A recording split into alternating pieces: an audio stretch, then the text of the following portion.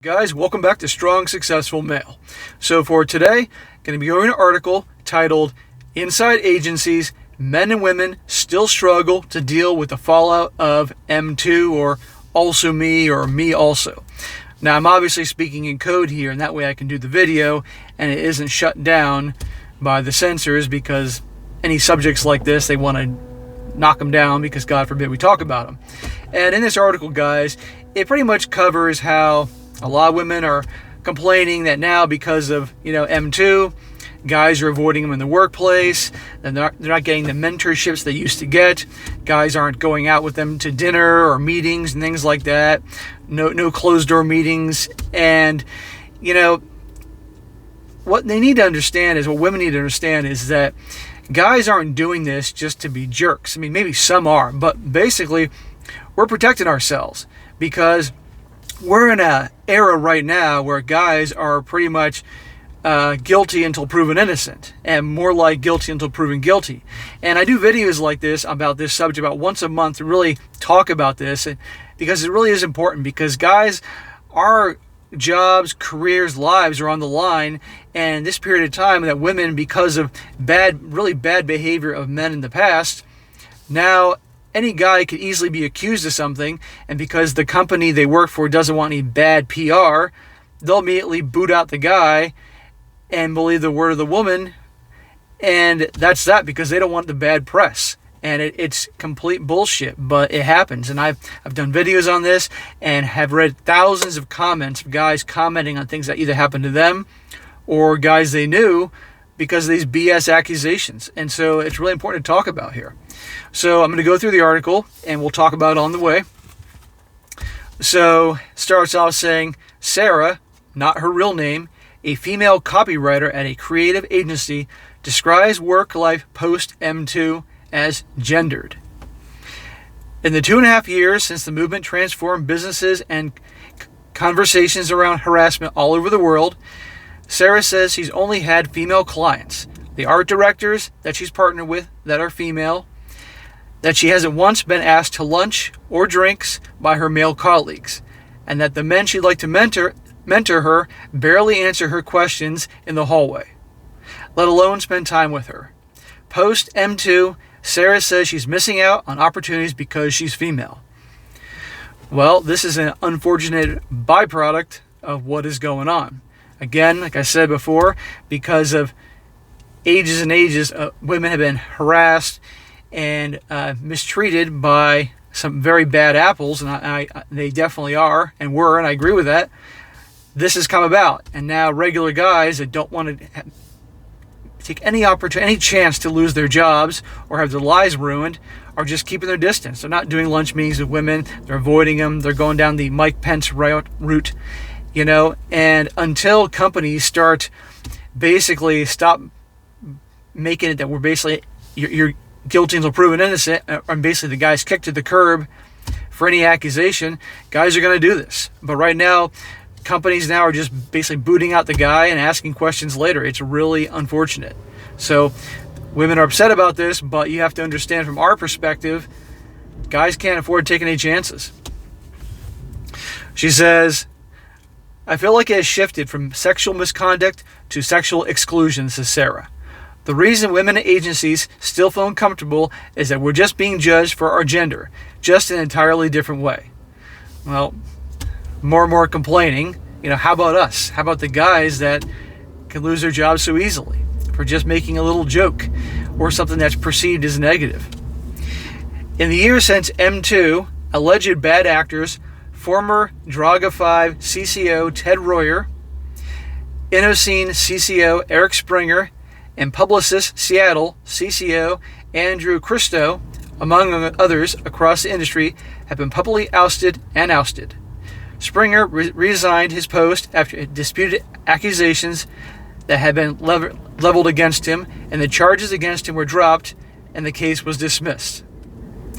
Advocacy groups like Time's Up Advertising have been created, and ad agencies have routinely said that they want to root out any S harassment. I'm also using code there to make sure the video isn't taken down. But inside agencies, the day-to-day mood is still unsettled as some agencies' employees say that men and women don't trust each other, that agencies don't trust men and women to be alone together, that some women feel like they're being excluded, and that men are now regularly cracking jokes about MeToo. Well, what are we supposed to do? Okay? And guys are going to make jokes, but right now, when guys have to be walking on eggshells around their offices, of course they're going to be making jokes because things have gotten so out of control. Deal with it. Post MeToo, agency culture is deeply fractured, that it feels like there's an open wound and not enough time has been dedicated to healing that divide. Most agree that while agencies have publicly advocated to dig deep and fix their internal cultures, that's more lip service than action. Sometimes it feels like we're trying to market our way out of a problem with no intention of actually wanting to fix it, says a female ECD at McGarry Bowen. She's quoted as saying, "It doesn't feel like a cohesive environment right now," says a female copywriter at a creative agency. People from top to bottom are rethinking their entire personalities at work. The message we were trying to send was, don't be shitty, don't touch people at work, and don't use your power to influence people. It's trickled down to this everyday weirdness. Treat me like I'm your copywriter, not your priest. Well, again, as long as we're in an environment where men can be accused pretty much of anything, if the woman is angry with him or whatever happens to be, guys are going to do this. They're going to be walking on eggshells. And thank God I'm in business for myself. I don't have to deal with this bullshit, but I feel bad for a lot of you guys out there that obviously have to walk on eggshells and watch what you say. The specific cultural issues vary by agencies. Post MeToo, some employees believe that there's now a lack of trust between genders, that men are less likely to mentor women or close the door when alone with a woman out of fear of being called out. Yeah. Some agencies' employees say there's a constant heightened awareness now around what you can say and how that can be perceived. Very important there, perceived. And that there's a sense that no one is comfortable being themselves at work. Others say that whether out of fear, defense, or just being snarky, men in the ad world are now routinely cracking jokes and turning MeToo into a punchline. Overall, multiple agency employees interviewed for this piece, all of whom asked for anonymity, agreed that agency culture hasn't altogether changed for the better and that there's a new sense of discomfort among the genders. See where things have gone too far? Agencies weren't alone in being changed by MeToo.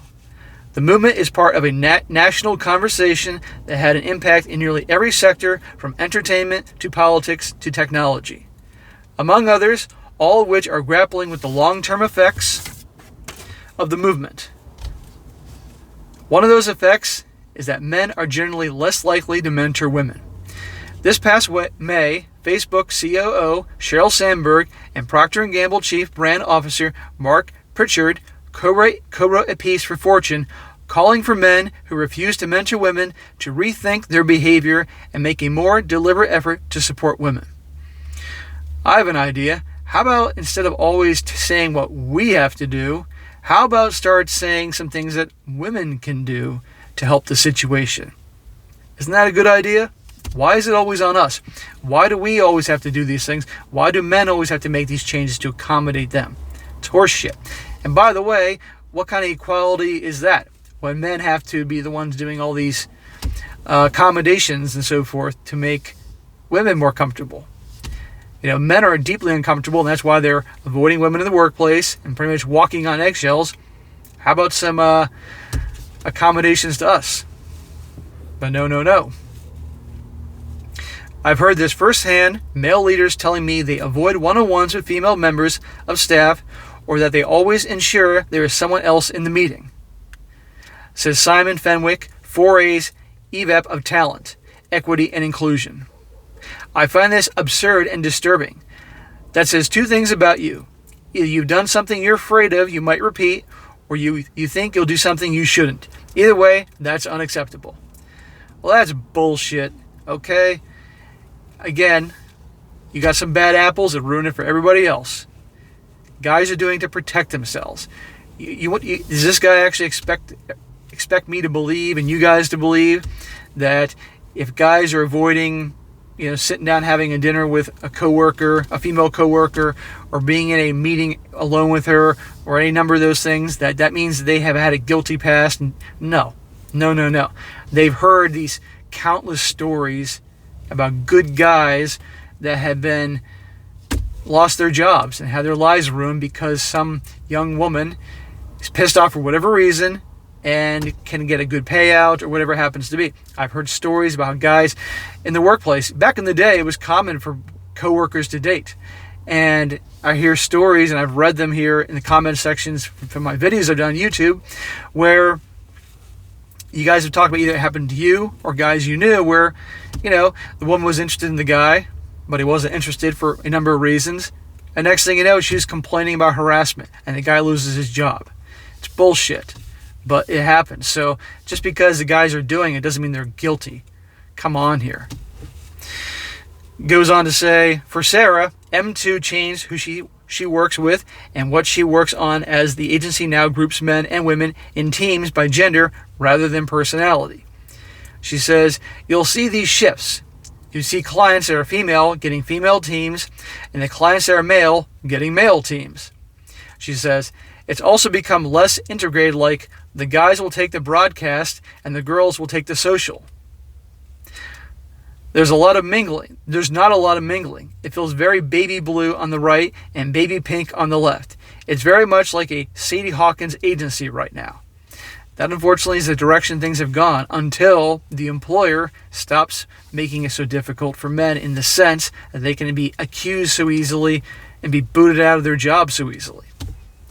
When the employers, the companies, start making those changes, then you're going to see things go back to the way they were. But until then, things are going to remain as is. So stop blaming us. It's not only having an impact on who she works with and how she does that work. She said agencies are wary of men and women traveling together, so agencies typically only said men when there's travel required to be on set for production, but it also changed the social dynamics of agency life. I've never in the entire time since M2 been asked to go to lunch with a man or a group of guys, says copywriter. Before, it was, let's go grab drinks after work. I get along with guys, and I always have. Now it's kind of like, you're still a girl, and I can't grab a drink with my male coworkers anymore. Recently, jokes about M2 inside agencies have cropped up, and that hasn't helped the fractured culture, according to 3 female agency employees. It's almost become a punchline, says ECD. If someone made a comment about my male partner's clothing, they'd be like, oh, be careful, he too. Some of my male colleagues have tried to reduce it to a joke. Well, amidst an environment of tension and all this, what do you expect? Of course jokes are going to come about. And guess what? We have the freedom to make jokes. And the girls can have freedom to make jokes, calling it he too. Men have this sense of being accused. They're like, I'm not like that, says a senior art director at a creative agency. There are little sarcastic jokes that are meant to be funny, but are on the defense, like, oh, it's just the two of you in that conference room. Be careful. The casualness and the snarkiness that now exists between men and women and among both groups separately makes it feel like there's this unresolved issue. The mood is still uncomfortable and made worse by people who are using humor to deflect the seriousness of the issues that M2 addresses, says a woman at the media agency. What M2 has done is show the men who are actively trying to be allies and those who think everything is a joke. By the way, guys, as if you haven't noticed this already, those that are in the you-know-what group or you-know-what-ists, they have no sense of humor. And right now we're in an era that more and more people influenced by that movement have zero sense of humor. And here you go right here. Some of the women that said it's not as if they're humorless or can't take a joke, bullshit, but the jokes are a symptom of the gender divide in agencies post M2. It's like we want and talked about it. Addressed that it's an issue, but never had the deeper conversations, says the senior art director. Everyone has thoughts and feelings, but there's no way to properly articulate them, so there's a bit of a subtle hostility. When asked about whether or not culture has changed within agencies, men interviewed said that they were certainly more aware of what they said and tend to choose their words more carefully, but defer to women to make the call about whether or not the culture has changed. And this guy goes on to say, I'm definitely more aware, says a male senior copywriter, that it's now working client side, adding that he didn't realize harassment was happening within agencies until female coworkers started sharing stories with him after M2. I understand where I might have had held a faulty POV when I thought that way. I was acting fine. When asked about agency culture post M2, agency leaders and industry groups like the 4As said they believe that significant change is happening within the agencies, with initiatives like bias training and more women in leadership positions making an impact. But that change may be harder to feel day to day. There's a quote saying, "We are more acutely aware and sensitive to how our approach and behavior towards others, especially direct reports, can impact people," says Carl Fremont, CEO of Quigley Simpson. He's quoted as saying, "Company-wide mandatory training on what constitutes inappropriate behavior and its impact has been a positive outcome in the post-M2 era." It's a fair observation there is a long way to go, says TBWA President Nancy Rees. That's probably because we are fighting a patriarchal system that has existed for as long as we can remember and is so pervasive it's often difficult to feel progress. It's going to get more uncomfortable before it gets better. Well, guys now know, obviously, and everybody knows, that in terms of absolute, positively, no way, shape, or form it can be confused harassment, physical harassment, and things like that, they know, a guy knows that he's toast if that happens, okay? But again, in an environment where a guy can make a joke, I mean, an honest, no big deal joke, but now any woman can use that joke to get him kicked out and potentially have his life ruined, career ruined. Guys are going to be walking on eggshells, avoiding women, and so forth. Okay, I can't stress that enough. And until companies change and stop making men instantly guilty, or at least be penalized for something as simple as making a joke, or they didn't do anything, but a complaint is made about them for whatever reason, this is going to continue on, okay? But even if it gets worse, the answer isn't to pair agency employees by gender or have men avoid mentoring women out of fear, says Fremont. She's quoted as saying, "By separating teams by gender, we do not get the best thinking and are condoning bad behavior rather than establishing the manner in which we build respect and trust among coworkers." Okay, things need to be rebuilt. I agree on that. But stop making men out to be the bad guy. Stop making all men out to be the bad guy here.